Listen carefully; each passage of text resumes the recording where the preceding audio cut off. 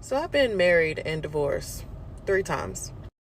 And if I could say one thing about my experience, and I mean, you can take it or leave it, it's going to be this.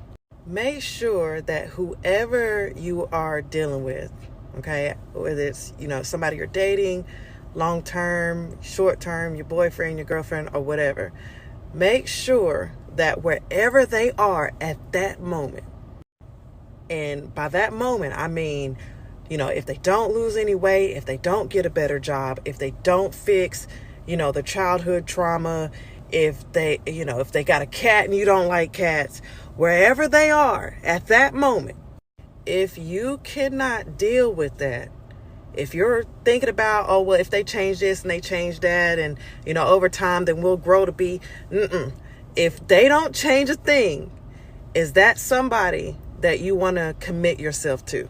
See, what a lot of us, women especially, what we do is we connect ourselves to the potential that we feel a person has. And that potential doesn't always pan out. Sometimes we see something in somebody else that they don't necessarily get to realize or that they even see in themselves. But you got to understand that you have to love people where they are.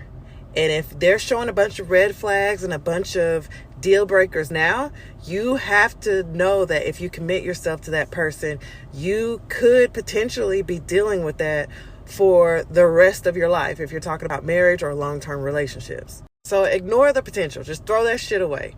Go ahead and take a look at where that person is right now. If that's somebody that you can see yourself with long-term until you leave this planet, then you commit to that person.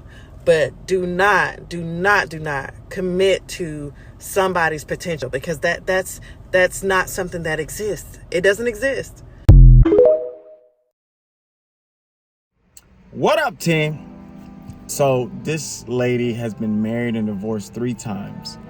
So let's consider that, because she's been through these trenches, right? What I've known in my time here on this planet is that women initiate 70 to 80% of these divorces.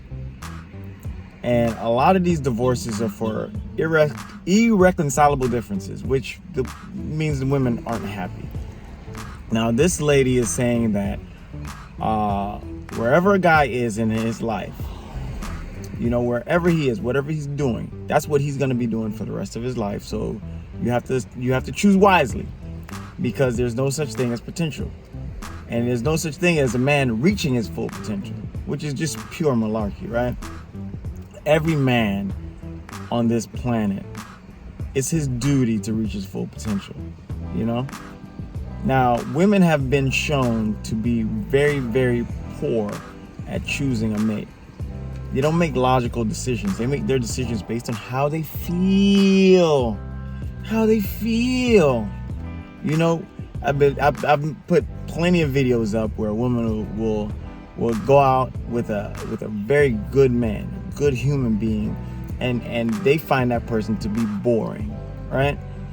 Or they do whatever they can to either shit test them or try to see if he is assertive enough to challenge her or put her in her place. And they have all these tests to disqualify a very good person. So their selection process is very flawed because it's not based on any kind of logic. Now, what I like to do is to think about the Disney stories that always tell us about, the happy ending. And Beauty and the Beast is one of those stories where it always reminds me of how a woman sees a man who is a complete red flag, but they think they can fix him. And this will never change. That concept will never change. Even though that man held her captive, held her against her will, and is a vicious beast, and everybody in the village knows that he's a vicious, cruel beast, she thinks she can change him.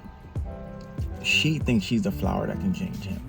And that will never change. Their thought process, it's in their nature to want the bad boy, to want the player type. So none of this will ever change. I don't care how much advice they get. They don't think logically. They think with their feelings. They think about hypergamy, you know, because the beast was rich. That boy had it going on. But let me not get too far away. What do you think about this lady's assessment of someone reaching their full potential? Because in her opinion, potential doesn't exist, right?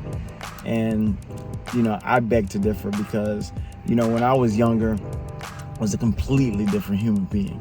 And, you know, I am constantly working on myself because men have to. As men, we have to, right? We have to constantly work on ourselves.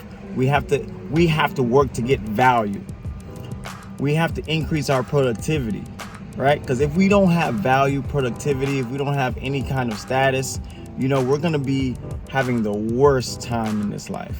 But anyways, love to hear your thoughts, guys. Leave it in the comments if you agree with her, if you don't agree, disagree. Don't forget to leave a like for your boy for the algorithm. See you guys on the next one. Peace.